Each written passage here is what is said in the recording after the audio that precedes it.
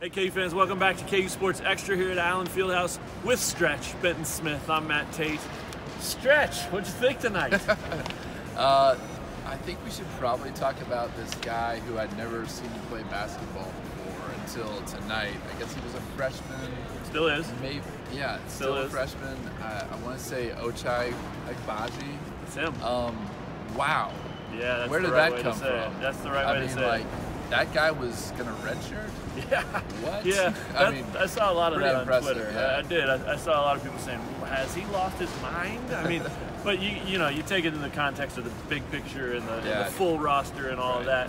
You can see why he was going to, not because he couldn't play, but because they didn't need him, and they were so deep, and now they're not anymore. And he steps out here tonight in his debut, 14 games into the season, and he scores 7 points, plays 25 minutes. He's on the floor in a 1 or 2 possession game at the very end.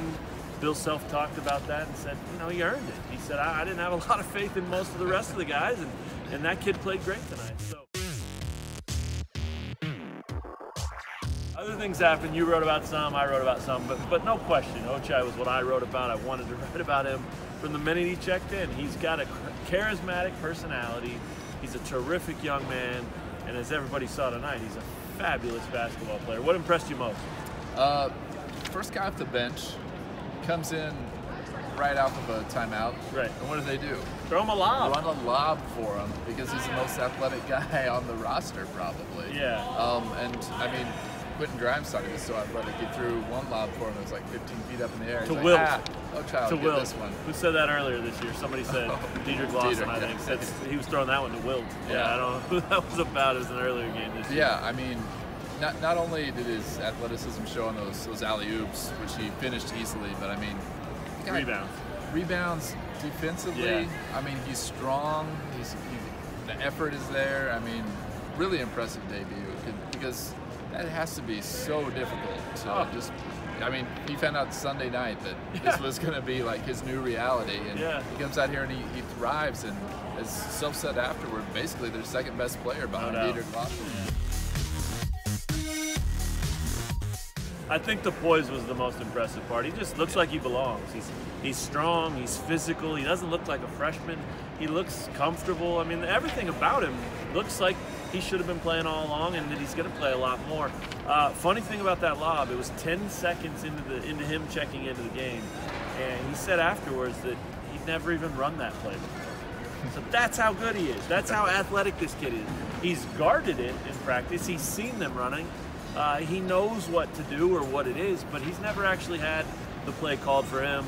They call it, Self says the best way to get the nerves out and the energy in the building is throw the kid a freaking lob, and he flushes it. Devon Dotson underthrew it this much, but he adjusted in the air and went and got it. This was one of those games, obviously without Udoka, nobody knew what to expect. Udoka had surgery in New York this morning. He's done for the year. Agbaji brought the energy, but I thought Dedric Lawson really held his own inside. He wasn't perfect. He still got pushed around at times, but 31 and 14, and it showed moments where he had more strength than he has at a lot of times this season. Yeah.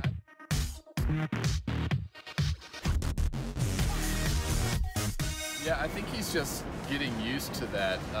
Defense is kind of swarming around him. He talked after the game that he actually just sought out a lot of clips from the past couple of games, just kind of looking at how the defense had been kind of zeroing in on him and how he was not reacting the way he should have previously. And I just got to be quicker when he gets the ball on the post, and because the longer he holds on to it, the more guys come his way, the more difficult things become. So he's learning and adapting. So I mean, that's huge, and I think we saw it a little bit in December when Udoka was out and they knew he was going to be out for a couple of weeks. Dedric was able to take over, and he took over tonight as well. And this is the new reality for KU. No doubt. It's a Dedric Lawson offense. That's right. Yeah, you said it in your column. All guards and Dedric Lawson all the time. And that's what it was. Marcus Garrett was terrific tonight.